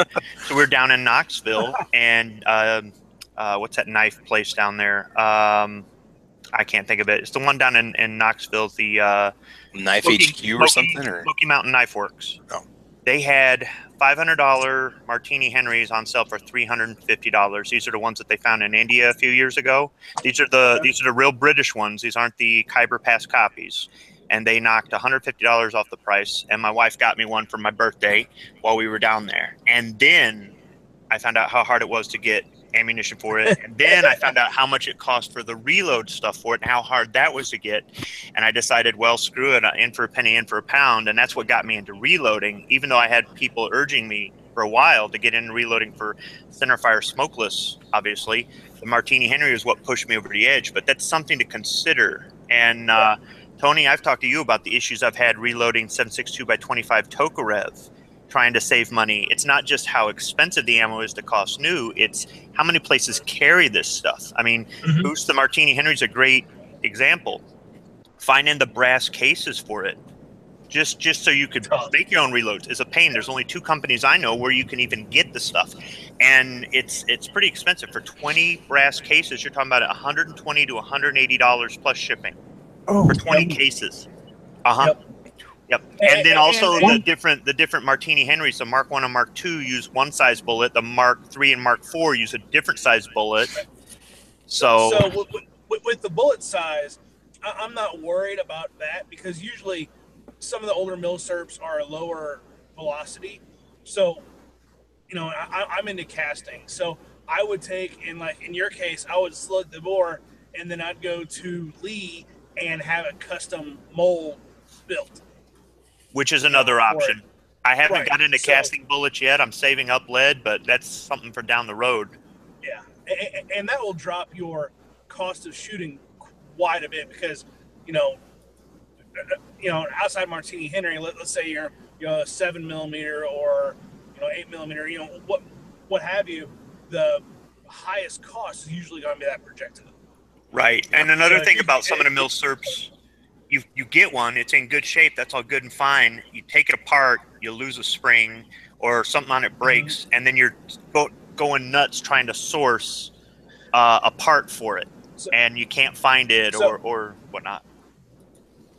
I want to touch on something if a firearm about. Is in working order.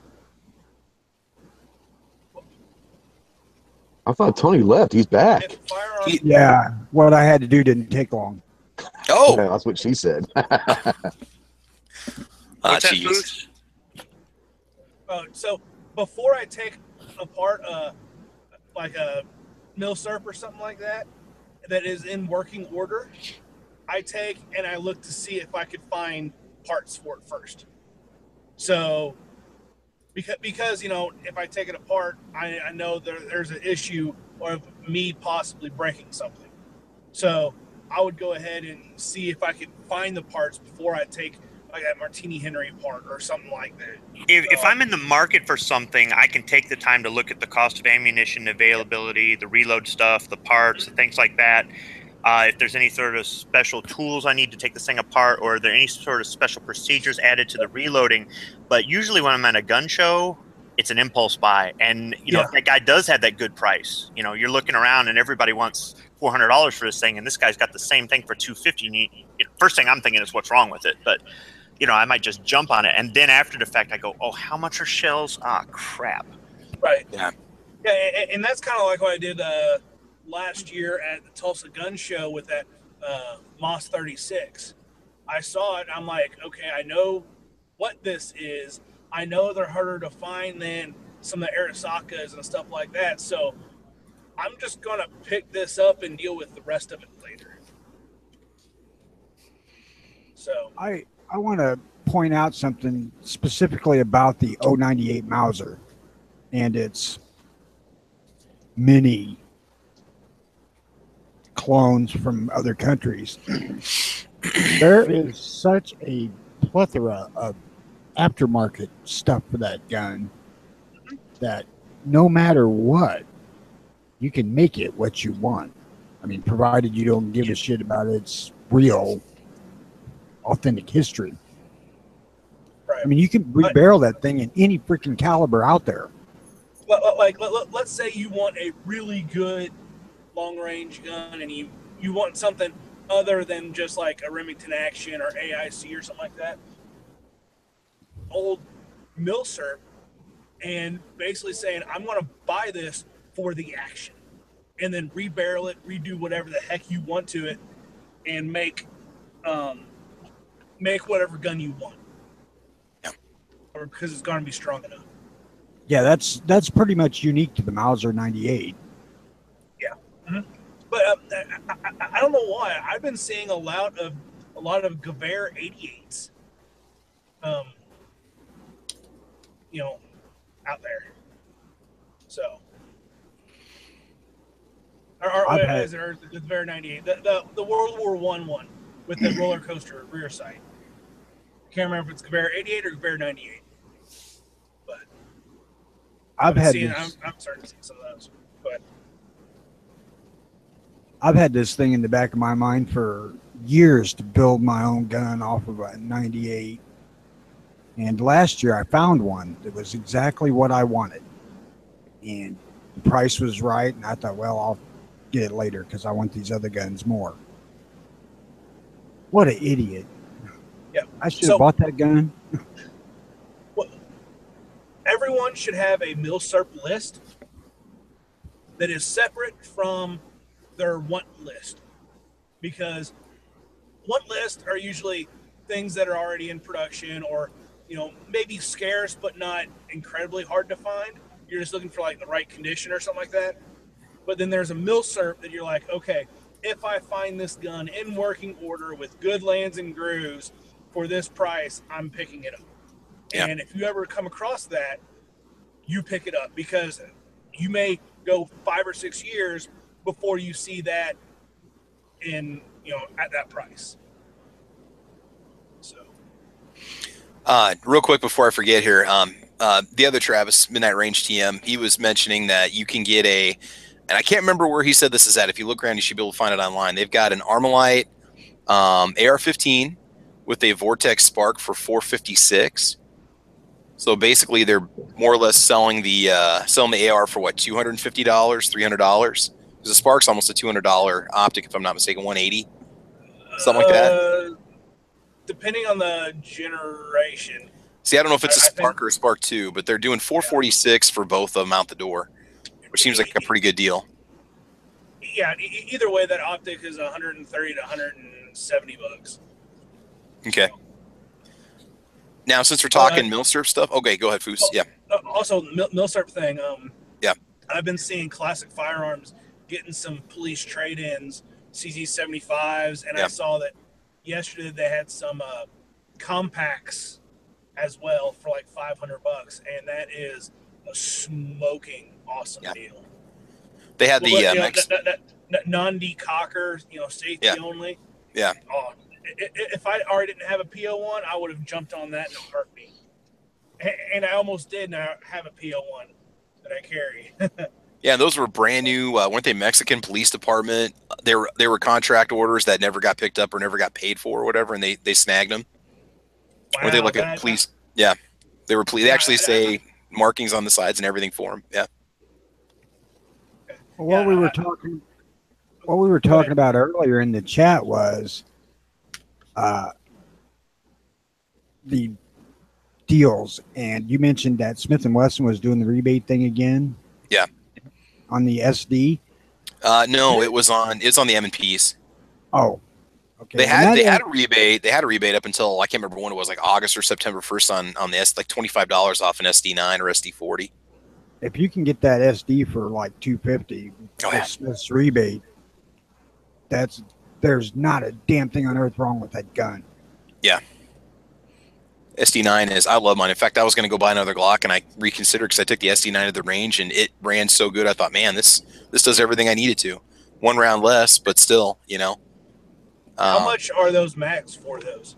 You can get two. I bought two from PSA for, what was it, $45 delivered. So I think I paid $7 or $8 shipping. Now, otherwise, you're going to pay $30 a mag if you don't get them on sale. But the first thing I did was go to PSA, and they had a 2-mag deal that you could get. I'll check real quick and just see what they're going for. So yeah. So for me with a pistol, if I could get a pistol mag between the $25 and $35 range, I don't care. I mean, that's fine. Whenever it starts getting a little higher than that, I start going with rifles and stuff like that. I'll go up to almost $50 a mag based on the age of the rifle. Yeah. The cheapest I've seen the SD mags were $22. Yeah, $19.99 right now, guys. SD9 mags over at PSA, and then you're going to pay. I think I paid $6 for shipping for 2, so I bought 2 of them for like $46 or $45 delivered. It was a really good deal. Yeah, that's fine. That's perfect. And my gun came with. It comes with 2 anyway. And so that's one. I mean, a lot of your budget guns sometimes only give you 1 mag, like your Ruger 9E and stuff like that. Also, let's not rule out those Beretta police trade-ins, those Italian police trade-ins. $279 right now over at J&G sales. Yeah, $279 at J&G sales for good to very good condition. That's a heck of a deal, man. So something else with mag. If you buy a gun and you really like that design, like Berettas or like CZs or what have you, and you find a deal, the way to help offset stuff is instead of buying 2 mags or 3 mags, I mean, if you can do it, buy 10, because especially if it's a fairly popular gun, because if anything, you can go locally and sell it and get your money back plus shipping and stuff like that. If you could swing it. Yeah, no, that's a good point. That's another good thing. Especially if you're thinking about buying something for the holiday season, you're going to start seeing all these deals popping up. You might not get free shipping unless you spend a certain amount. Well, if you can get the mags, get the free shipping, offset what's going to cost you doing 5 or 6 orders down the road for it. Well, when I bought, that's only if you can afford it. Don't sit there and put it on credit cards. And that's another thing with all this stuff. Don't put it on credit cards saying, "Oh, I can pay it off in the next couple months." Yeah. Don't buy a lot of this stuff off that billing cycle, because then you'll have to think, well, that those $40 mags will actually cost me $50, $55, whatever. 22% interest on it. Yeah. Did I save any money? One thing that I had going for me when I picked up my SD was that I already had a Sigma and the mags were interchangeable, and I had 3 mags for the Sigma, so yeah, I really wasn't concerned about buying extra mags. Yeah. Yeah, and that's one thing about being brand loyal is a lot of times the mags will, be compatible. I know, like not Sig, but Smith, from the SV line, stuff like that, to their M&P line, they're not. But like a Glock, a CZ, Beretta, stuff like that they'll work. Foos, we have a question on the gun channel side about an AK. You think you might be able to answer it for me? Sure. All right. This one comes from Patrick, and he's saying PSA AK versus Wasser 10. If I want a Romanian wood furniture on it either way, what's recommended? Or, I don't know if he's asking about the furniture, if he's asking which gun is better, which one would be the preference, a Wasser 10 or a PSA AK, if I want Romanian wood furniture on it. Okay. I've never had either one. Okay. But the PSA is either going to be American made or put together here. Yeah. The Wasser is going to be put together in Romania, shipped over. Your wood is most likely going to be swapped. Your trigger parts are going to be swapped. Yeah. A couple other things. You can have a tap going in it. And your mag well is going to be opened up.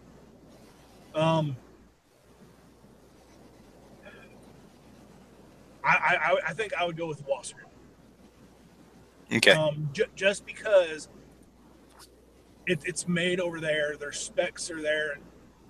I put together AKs, and I know how precise it could be. I know there's jigs and stuff out there you can have, but yeah, I would rather get it from somewhere that has been doing it for 60 years than someone who's been doing it for a couple months, years. Yeah. So that's my only 2 cents.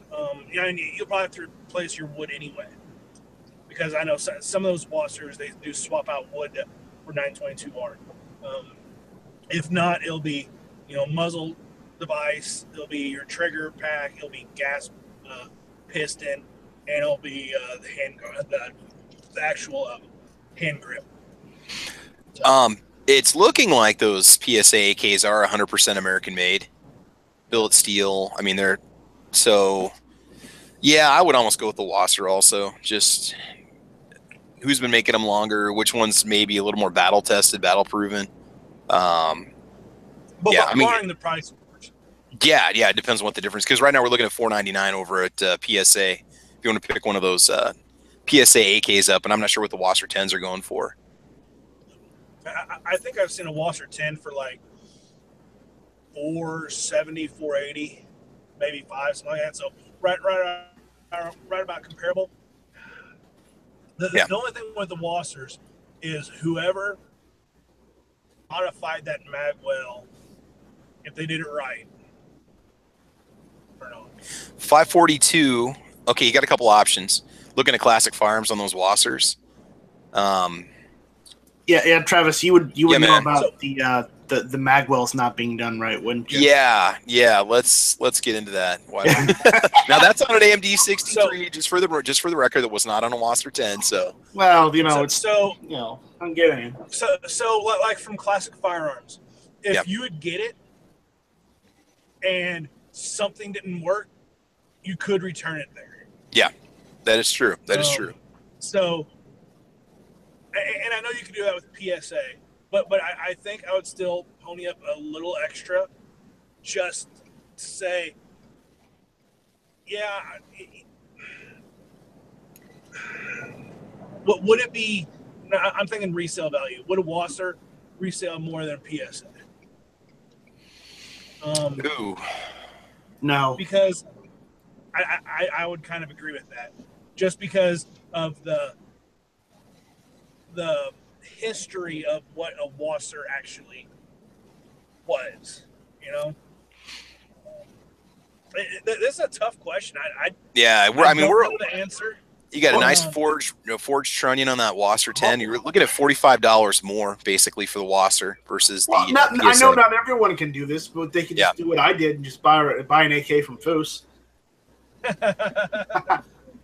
It still runs. It still runs, yeah. I love that AK, by the way. Good. I'm glad you do. That's the one with that. If I was in the market and those were my two options, I would probably go with the Wasser. Yeah, I would just say go that route too. Not that we got anything against the PSA route, but I'd want to see some more. I want to see more testing on the PSA done. Maybe talk to somebody that owns one. I know that AK-47 Operators Union did a test on one of the first runs of the PSA AKs that came out. It held up pretty good. I think it had a few little minor issues that PSA has addressed. It was better than Centuries, I'll tell you that. Yeah. Oh yeah. But and you also have to think there's a lot of heat treating that goes into these forging processes, like bolts and stuff like that. Mm-hmm. That again, Romania has been doing it for 70 years. Yep. I mean, you think of someone to come work on your house. Do you want to have someone that's been in the business for 30, 40 years, or someone that's been in the business for 3 or 4 months? Yeah, that's a good point. So, just because they might be a little bit cheaper, and they think they know what they're doing. Yeah, that's a good point. Well, you're paying for the knowledge. Yep. A couple things to consider when you're doing your holiday shopping here. We've talked about a lot of stuff today. Magazines. If you're going to go get, say, a discounted pistol, make sure the mags aren't gonna break you at the bank. I know a lot of guys might be looking for shotguns and stuff. It's tempting when Century shows these semi-auto shotguns for $149, $159. Can you get parts for it down the road? Are you gonna be able to find, if it takes a box mag, can you even find extra mags for it? Consider magazines. Consider product support. I mean, there's a lot you got to, because we're all going to be bombarded here with a lot of really good deals soon, probably within the next 2 months, next month or so.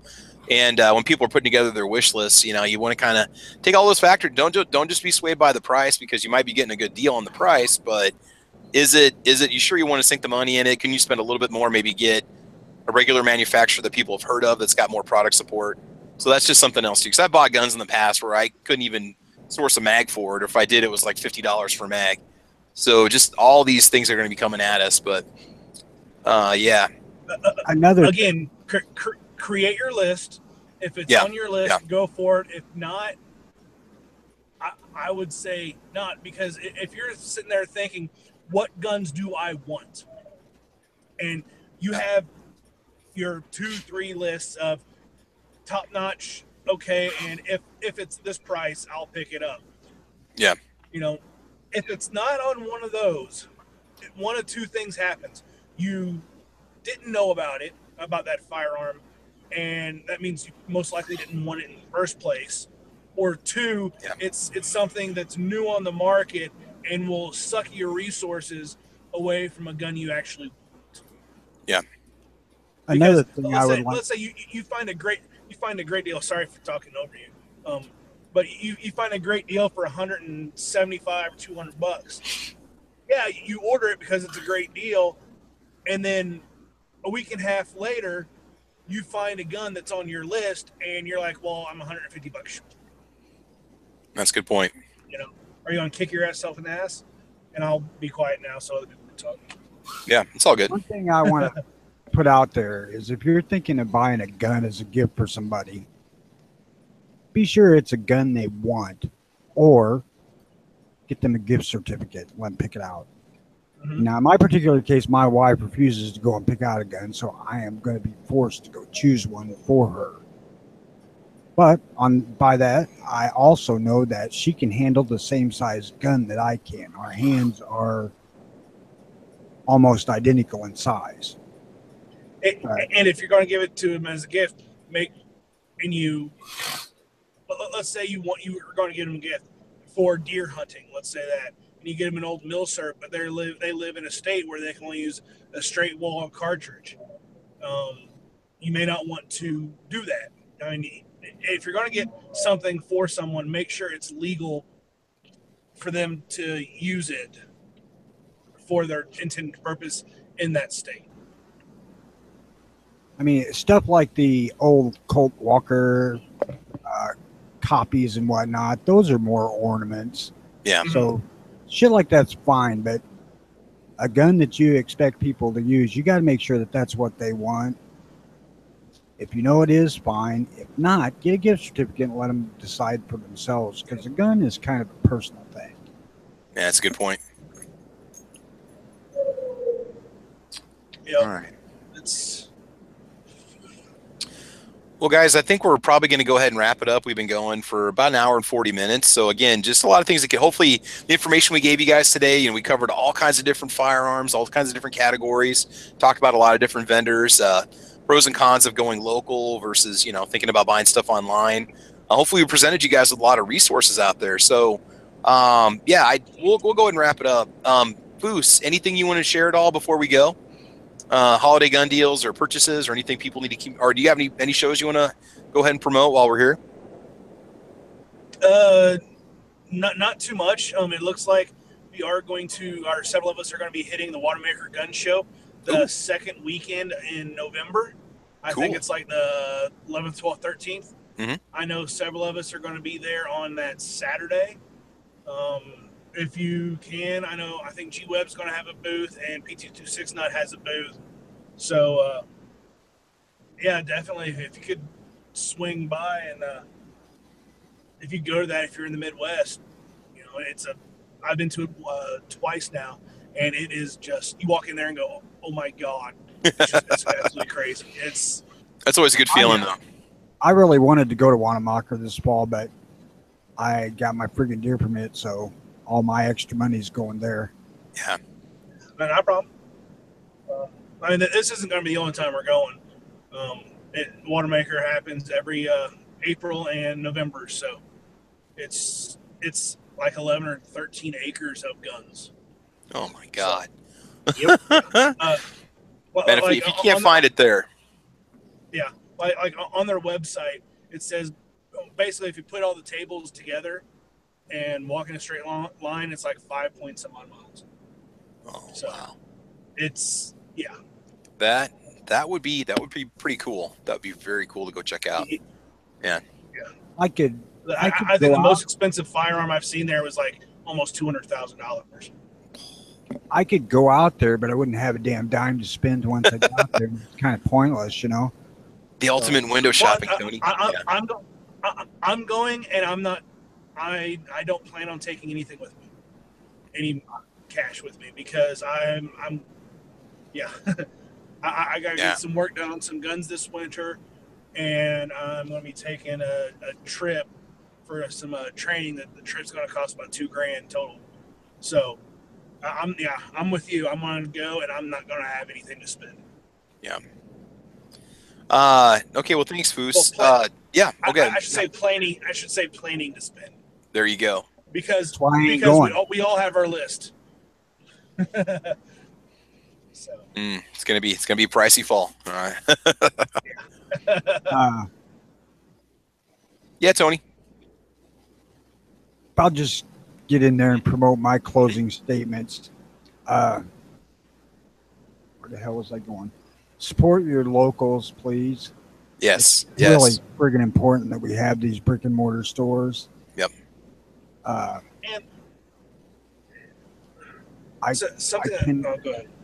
I cannot emphasize that enough. Yes, they're going to be a little higher than online. You can get pretty damn close if you establish a relationship with the store, and you may even be able to get better deals on used stuff. Yeah. Oh, talking about used stuff, a buddy of mine at a local pawn shop where I live, he goes in there about 4 times a week just to bullshit with people that work there. And every time he goes in, he's like, "Hey, do you have anything interesting in the back that just came in that they can't put out because they have to wait X amount of days and stuff like that?" And he's like, "Yeah." And they're like, "Yeah, here's a Garand, assembled in like 54, and they're wanting $600 for it. And freaking thing's beautiful." So he picked it up for $600. But also, while I was kind of, that came up. But with local supporting your local gun store, let's say you do find a gun and you do buy it online, ship it to your gun store, and let's say it's $30 or $50 cheaper or whatever there. When you're there picking it up, also, pick up a couple boxes of ammo, something else from the store that's a higher margin than what that gun would have been, and to help them keep the doors open. That's a good point. I mean, I'll be more than willing to order shit online, like reloading dies and stuff that I'm going to have to go to my gun shop and order because they don't carry the damn thing anyway. Mm-hmm. So if I got to order it, I got to order it. Whatever. I'm not one who likes to wait. If my gun shop's got it, I'll pay an extra 5%, 10% to have it right then. I'm the same way on a lot of things. That's true. Yeah. Yeah, same here. And like with one of my local gun stores, they are kicking the shit out of anybody I've ever found online for reloading supplies. They're cheaper on gunpowder. They're comparable to anybody on primers, and they are cheaper on bullets. God, I wish I had something like that here. But like the one shop that actually has components, it has a few components. They take and they break up their 1,000 box primers into each individual sleeve. So they'll sell a box of 100 primers for like $7. Holy shit! Yeah, I get them for $30 1,000 here. Yeah, that's about what I get online as well. I mean, it's just ridiculous. But of course, this is like I went in there, I bought 2 boxes of steel-cased Makarov, not even looking at the price. I'm like, oh, sweet, it's here because I have that, I get it in, 24-hour rule, I have to shoot it. And for 100 rounds, it ended up costing me almost $70. Ouch. For steel-cased Makarov. Yeah. Even my highest priced local gun shop, which is in my range, they're selling them by the hundreds. Like you said, they broke that 1,000 box up, and they were selling for like $350. Dang. So that's $5 more than you buy them at the cheaper place, which I thought was fine. Yeah, because $7, sometimes you don't. goddamn. Sometimes, like, let's say you have, a sporting. Let's say you shoot a 30-06 or something that just for deer hunting, or 308. It takes large rifle primers or Magnum primers or something like that. You're like, I don't want to sit there and go out and buy 1,000. I may just go out and buy 200. That's a good point. So, you always don't need 1,000 when you reload. Yes, you do. Never enough primers. Once. Any NEP, never enough primers. It's easy enough to stack them when they're in the big box. All right. Yes, agreed. That's a good point. Smeggy, what about you, man? Anything you want to promote or plug, or anything you'd like to say before we go? Hit or miss Tuesday night, 9 o'clock, and gun show After Ghost loophole tour. Hey, don't be stepping on my plug. Ouch! Ouch! Yeah, only I'm allowed to do that. Promoting somebody else. You won't promote the Daily Gun Show anymore just because they fired your ass? I didn't get to that part yet because someone was rude. I had a whole list, but yeah, obviously Daily Gun Show every day at noon. And they didn't fire me. In fact, sometimes I do jump in. It just depends on if I can take a lunch break that day or not. So sometimes I'll go jump out in my truck and talk for a few minutes. They let me fill in one day, and then I haven't been asked back since, so I don't know. Yeah, one cranky old guy's enough with Bob. I mean, having both you guys in there, I can imagine. I think it's because I have a wee bit less of a filter. Just a little bit. Wait. Oh, also, I what's a want to filter? promote new snap bracelets. You guys remember snap bracelets from like the 90s? Yes. Trying to forget them, but yeah. Yeah. Okay, so my neighbor across the street, they just the girl just had a birthday, and so they're like, hey, we're having a party, like you should come over. I was like, okay, cool, yeah, I might swing by. They didn't tell me it was a 90 themes party, so I show up and everyone's all dressed up like they're in the 90s.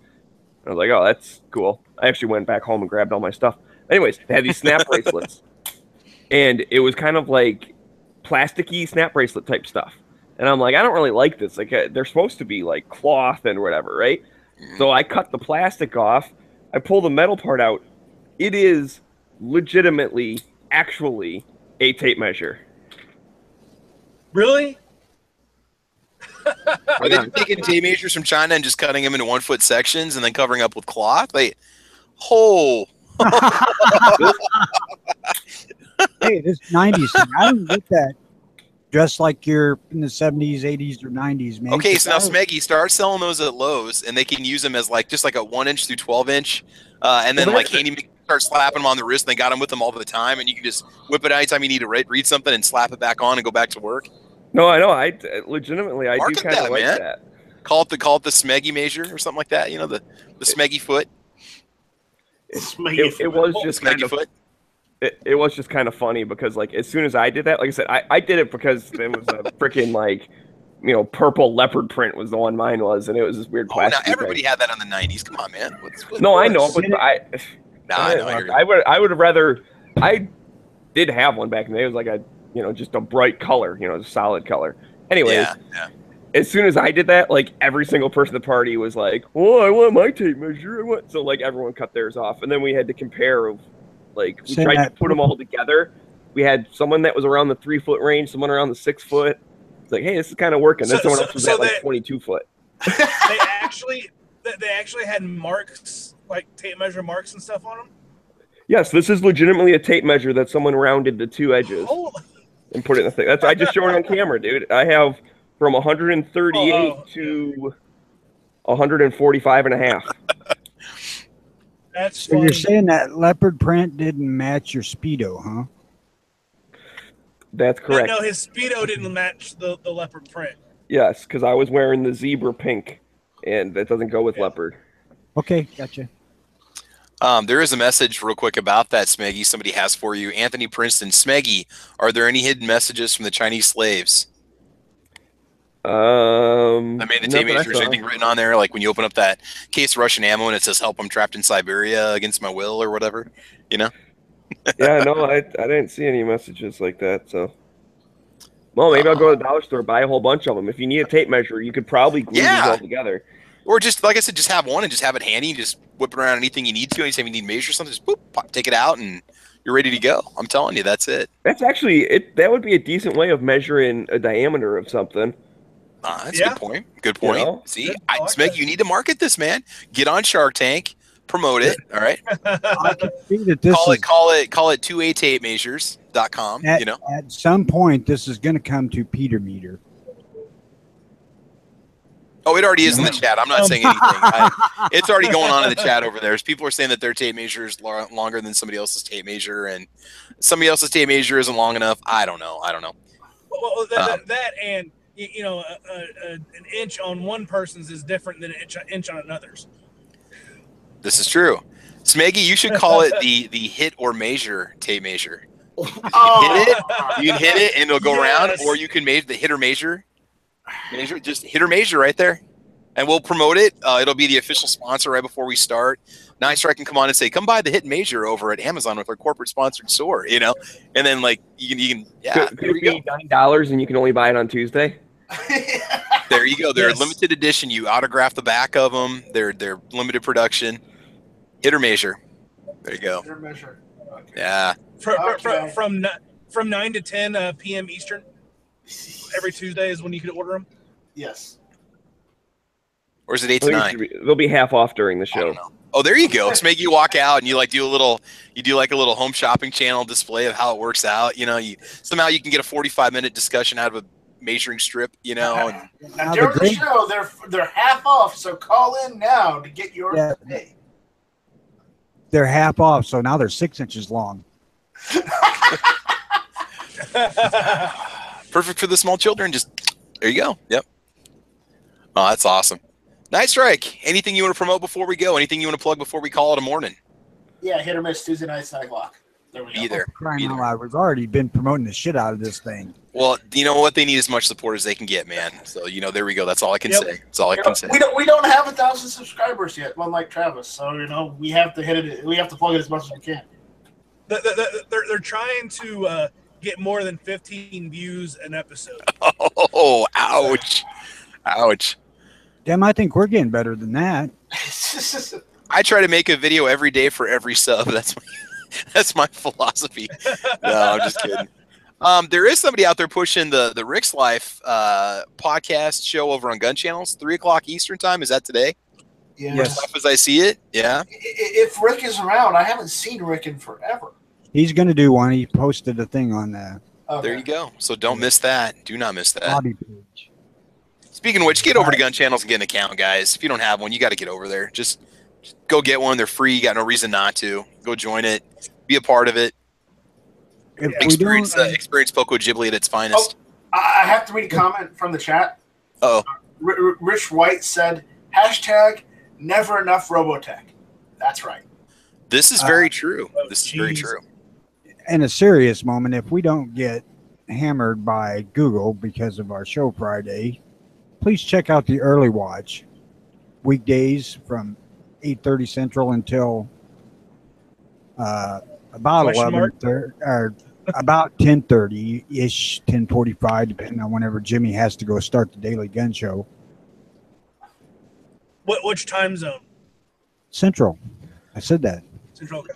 It's the most important time zone. It's in the middle. It's easy to figure everybody else out if you start with the middle, right? Yep. It's where I'm at. It's what I know. Exactly. Me too. I'm the same way. I know. Me sure, they three. never mention a son. What's that? I said me 3. There you go. Awesome. All right, guys. I think we're going to go ahead and call it. So thank you, everybody, for watching. We had a lot of people jumping in here at the end. We got Caleb that showed up, and Jorge's here, Tread, 04 Hemi, Rich White, and a couple guys drop out. See Anthony Princeton. AC was here. AC's here in the house. Grim stayed with us the whole time, which is awesome. And also, I want to thank everybody else that joined in. Ghost for coming into the podcast, and MRTM Midnight Range. Guys, check out his channel.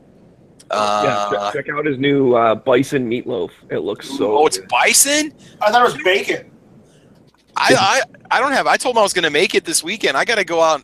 I mean, they're right over in the prairie over there. I guess I can go get one. But yeah, just go get one, you dork. I just got to walk over the fence, and they're right there. You know, they're just right next to the teepees or whatever. So yeah. Go get one. Cut off a little bit. Go get a bison. Actually, I can buy the meat at the grocery store. They got it here locally, so I'm good. I'm good. Oh, I hate you now.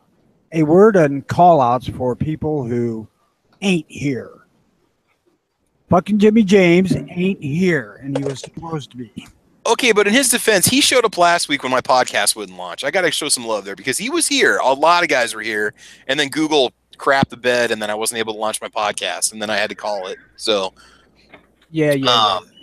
We got Paper over on the gun channel side too.